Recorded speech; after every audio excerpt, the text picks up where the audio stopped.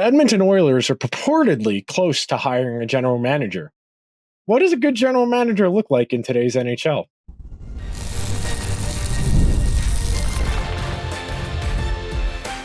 You are Locked On Oilers, your daily podcast on the Edmonton Oilers, part of the Locked On Podcast Network, your team every day. Hello, everyone, and welcome to this Monday edition of Locked On Oilers. I am your host, Nick Zararis. I want to thank everybody who makes Locked On Oilers their first listen of the day. Locked On Oilers, a part of the Locked On Podcast Network, your team every day. And today's episode is brought to you by Gametime. Download the Gametime app, create an account, and use code LOCKEDONNHL for $20 off your first purchase. Terms apply. So, today's episode, very straightforward. We are going to talk about the ideal traits of a candidate of a successful NHL team's general manager. We're talking what makes a good NHL general manager in today's league. And there are differing answers. So we're going to bounce around a few different ideas. We're going to talk about philosophies in the first segment. We're going to talk about cap management in the second segment. And the third segment, we're going to talk about risk tolerance. So at the outset, when you think about what makes a good general manager, it is important to differentiate between what a general manager does, what a coach does, and what the players actually do. The general manager cannot play the games. The general manager can only give the coach the best possible combination of players. A general manager is trying to enact a vision. They're trying to build out a plan. And good general managers are developing that plan in conjunction with all of the various departments in their organization, including the coaching staff. So when you think about some of the weird projects that have gone on the last handful of seasons, you think about the situation in Columbus, in Detroit, in Ottawa, in Buffalo, where these general managers are maintaining a posture of, we want to make the playoffs, we're competitive. And in Buffalo's case, we can all kind of roll our eyes and think that's a bit facetious, or facetious isn't the right word, a bit disingenuous, that they're being ignorant of reality. Teams like Ottawa, teams like Detroit, they're in the mix to some degree, but they're missing that last little bit of juice, where they have enough talent to be competitive, but maybe the talent doesn't gel together well, the talent doesn't click, and there's too much of one type of talent and not enough of this type of talent, or the coach is harping on something that doesn't really matter. You know, you think about what went wrong with Paul Vincent in Columbus this past season, where on a team that went into the season with not high expectations, but to not be awful. That was the goal when Paul Vincent took over from Mike Babcock 4 days before the start of the season last year. Jarmo Kekalainen did not do Paul Vincent any favors. That team was not that bad, but it played that bad. And I think some of that is more on the coaching than the general manager. But if you look at some of the decisions Kekalainen made in putting that team together, you can start to get a picture as to why it failed. So 2 years ago, they come off of a pretty mediocre season and they say, we need credibility. Who has credibility? Mike Babcock. That's problem number one. General managers who are desperate for credibility, they will sell themselves out. You can make an argument, and I've said this in the past, that Ken Holland did this to some degree. Bringing in Evander Kane, bringing in Corey Perry, those are players where you are selling some credibility because of the type of people they are, the accusations, the allegations, the reasons they left their prior teams. They were cheap. Ken Holland said, we're not that good. I can't afford to pay guys a lot of money. If you'll come here cheap, we might be able to make something work. And Ken Holland ultimately did that. And to some degree, it worked in Perry's case. And for a little bit of the Evander Kane contract, it worked. And then as soon as he signed a real contract and not a Make-A-Wish money one, it very quickly became bad. But your goal as a general manager, philosophically, you need to design a roster best suited to complement your goal. If your goal is to win the Stanley Cup, you got to have the players. You got to have the 3 or 4 point per game guys. You got to have a fringe Norris caliber defenseman. You got to have a fringe Vezina caliber goaltender. You don't need the guys to be Norris good. Gus Forsling is probably never going to win a Norris. He can finish 9th or 10th in voting. That's good enough. Evan Bouchard checks that box. He can be the 9th or 10th best defenseman in the league in a given season. He can be better than that. Then you go down the list. Can Stuart Skinner flirt with Vezina voting? No. Can Stuart Skinner be the 9th best goalie in the league, like we talked about last week? If that's our goal, we might actually be cooking with grease here. And then, okay, what do we need to supplement that? How can we maximize that? Well, we need a bottom six that can play puck control. We need a bottom six that can cycle, that can grind the other team down, make the other team play a lot of defense, make them uncomfortable. And that's enough.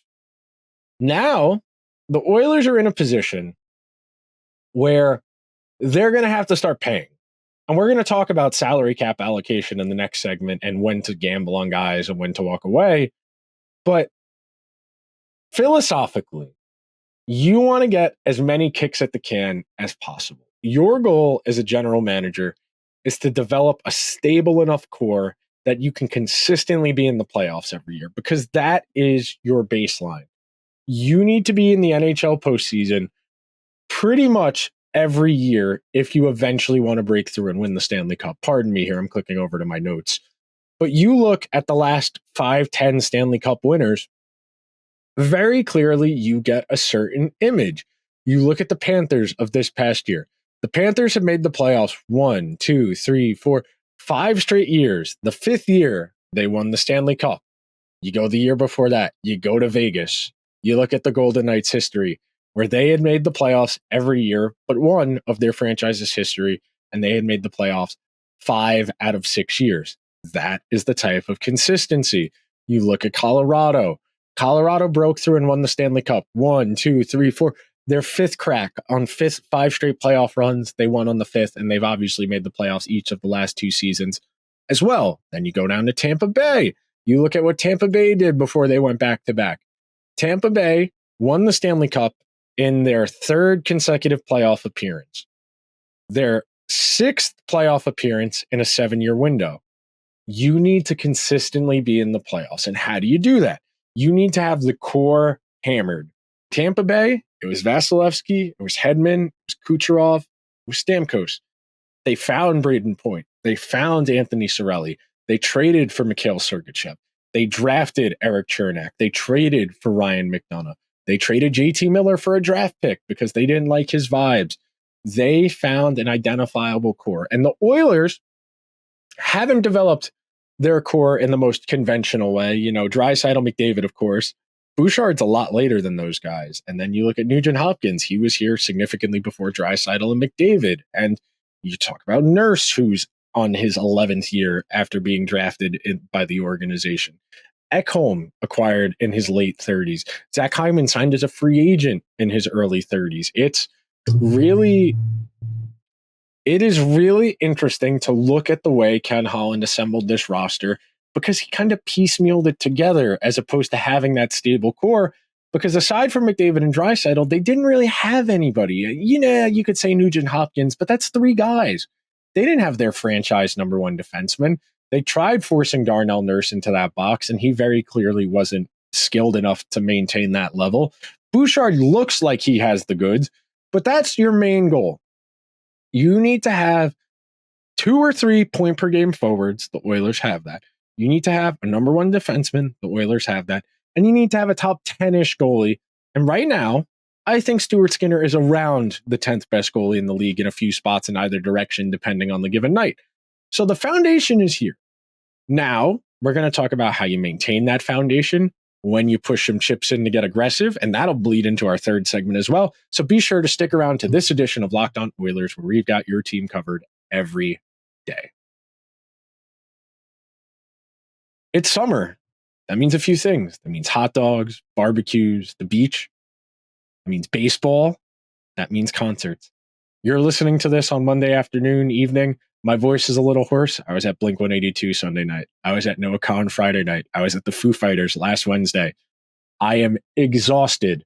And the only place I buy tickets to go to shows, to go to baseball games, is from our friends over at Gametime, featuring some of the best tools in the ticket buying industry. Things like zone deals, where you choose a section and let Gametime choose the seats. All in pricing, where Gametime shows you the total upfront with no surprise fees at checkout. My personal favorite, the seat view, where you get a panoramic view from your seat in the app before you buy.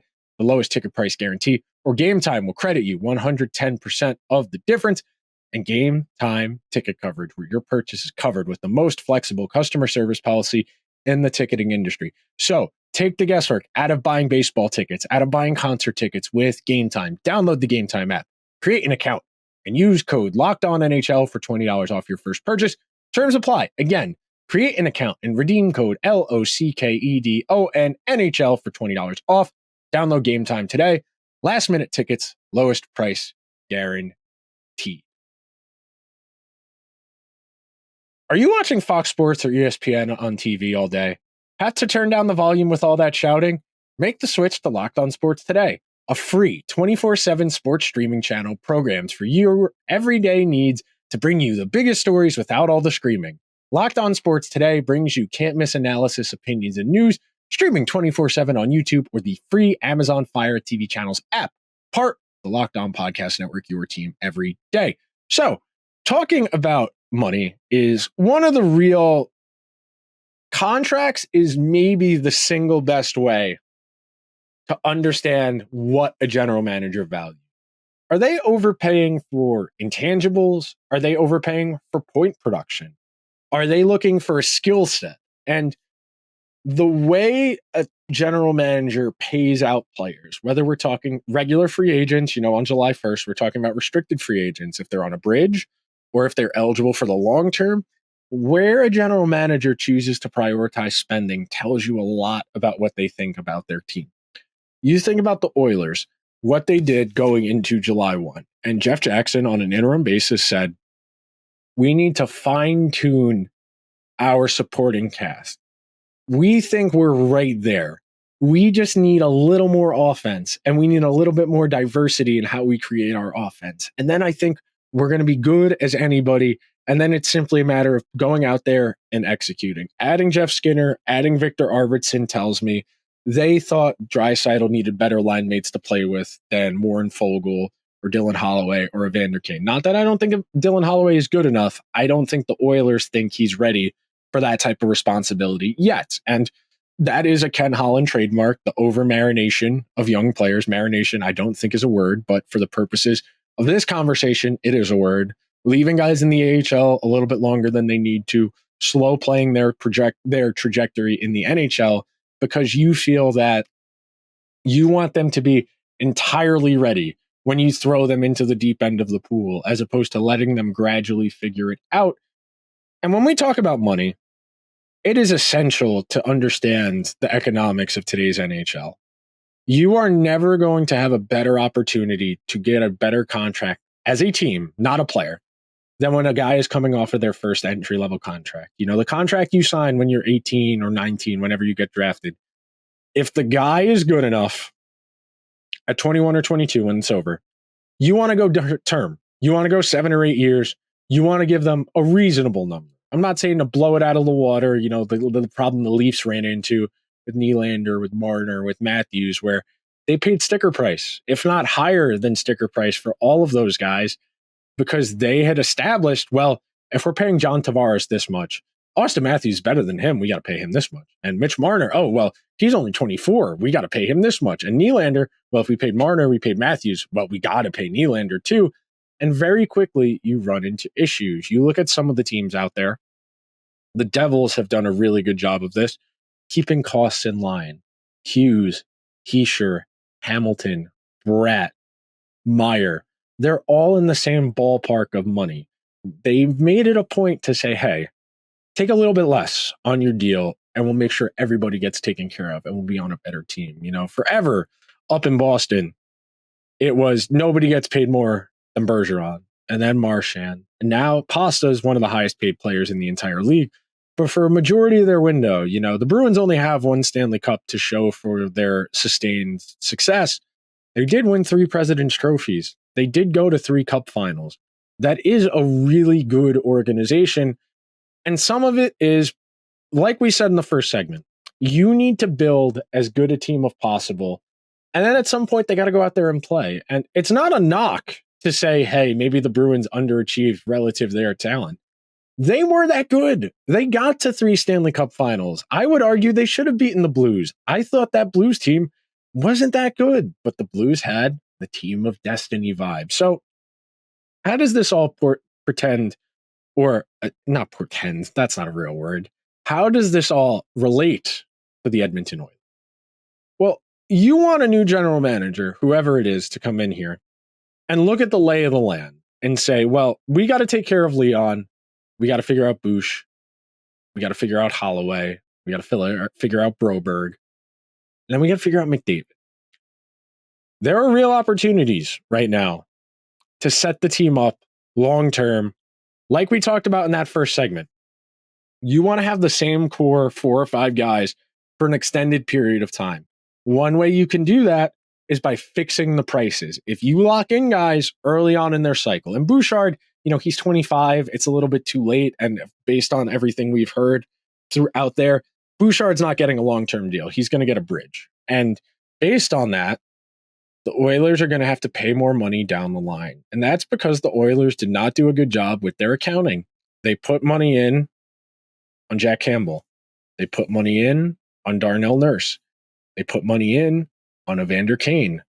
That's $24 million right there. That is $20 million in cap space on 3 guys you would not want on the team. They bought out Campbell because they were able to. They're not going to buy out Evander Kane, and they're not going to buy out Darnell Nurse. They're not going to find takers for Evander Kane or Darnell Nurse, nor do I think the Oilers... I don't think there's a team in the NHL that would take that Darnell Nurse contract. I think the only contract in the entire NHL that's worse is Jonathan Huberdeau's in Calgary. That one is worse because he is being paid to be one of the best players in the world, and he's not even close to even being a point per game, let alone being an elite player. Nurse, the Oilers are going to do a really good job of trying to minimize his role, minimize his responsibility, so that his numbers, his goal differentials don't look as bad, even though he's wholly ineffective.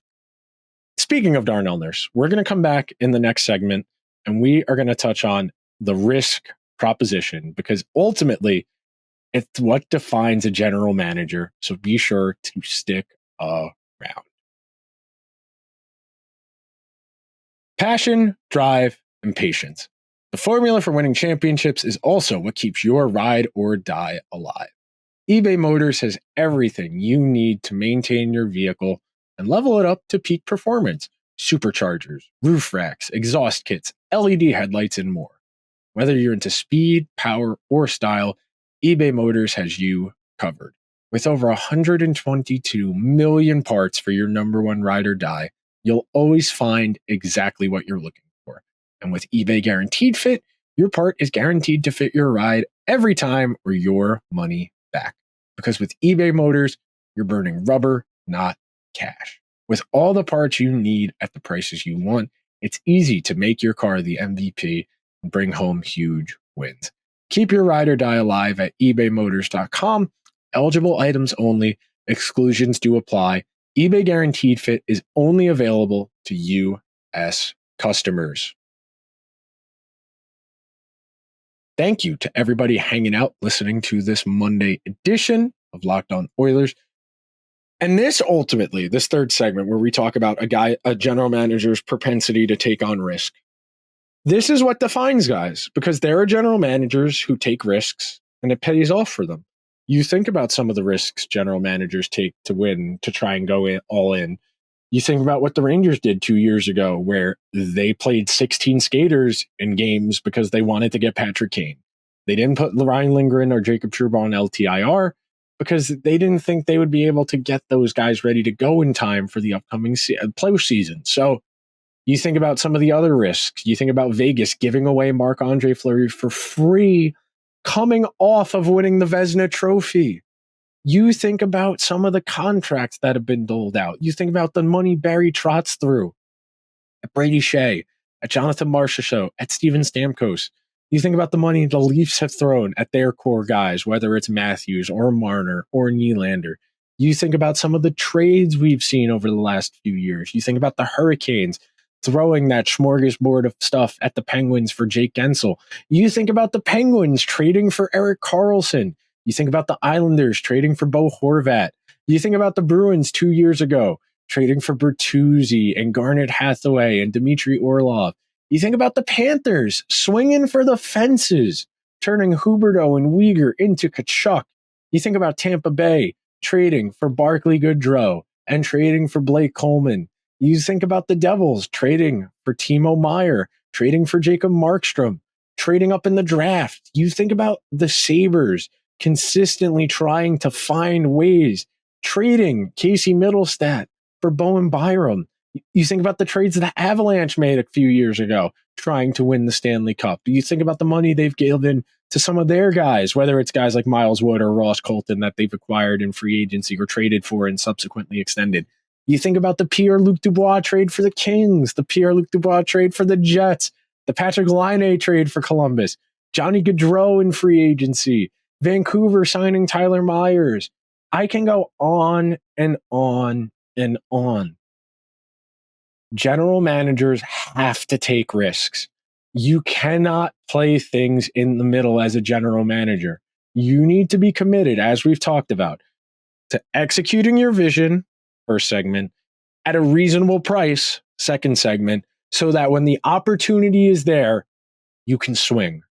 Look at some of the teams in recent Stanley Cup history. You talk about the team that just won the Stanley Cup, the Florida Panthers.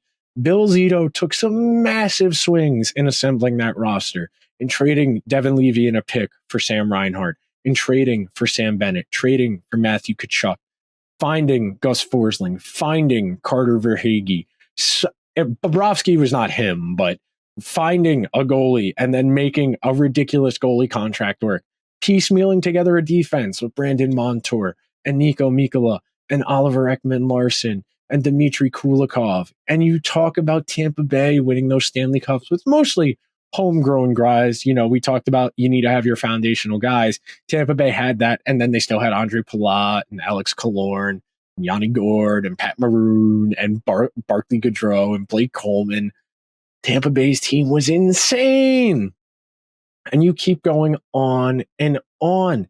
You talk about that Vegas team finding a way to get Pietrangelo in there. Some games only dressing 17 skaters because they couldn't afford to ice the entire team with Jack Eichel and trading for Mark Stone.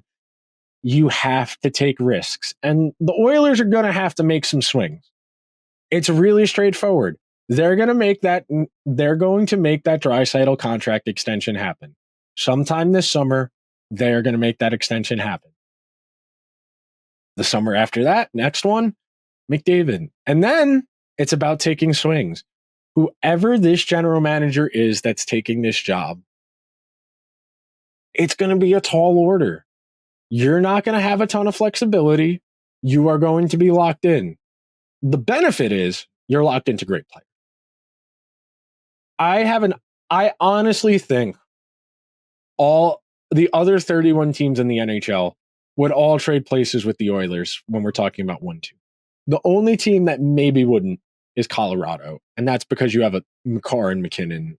Because you have a defenseman, it makes you a little more diverse. Whereas the Oilers, you know, two centers, great. Two of the 5-6 best players in the world. But if you have that number one defenseman and the future Hall of Fame center as well, it gives you a bit more diversity. There are a lot of quality teams who only have one of those types of guys as opposed to two. The Oilers are well positioned for right now. They're going to need to take a swing this year. They're going to need to go out there and they're going to need to trade for a defenseman. They cannot play Joshua Brown consistently. They cannot play a piecemealed sixth defenseman. That was ultimately their undoing in the Stanley Cup final against Florida. They need to take a swing, and they will.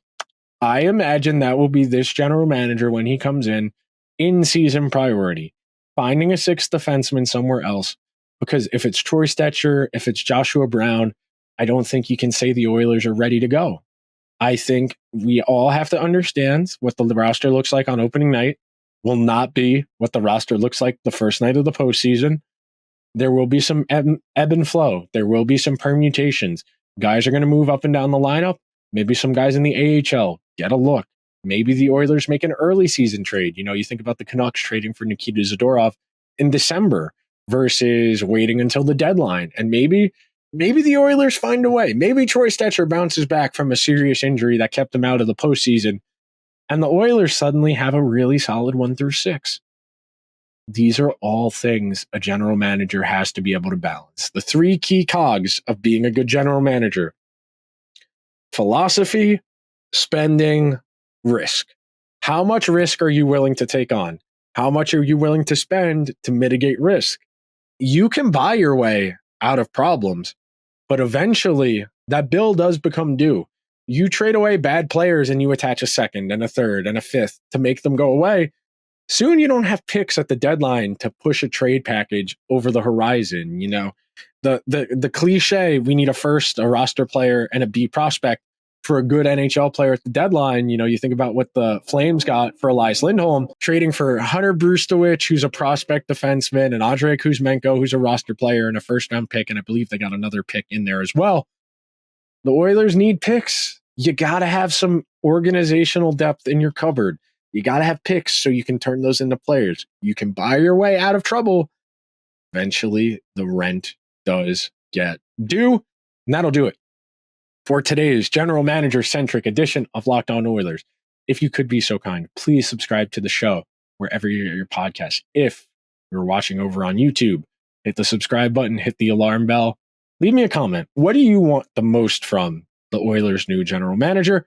Before we get out of here, Locked On has launched the first ever national sports 24/7 streaming channel on YouTube, and now it's also available on Amazon Fire TV in the free Fire TV channels app.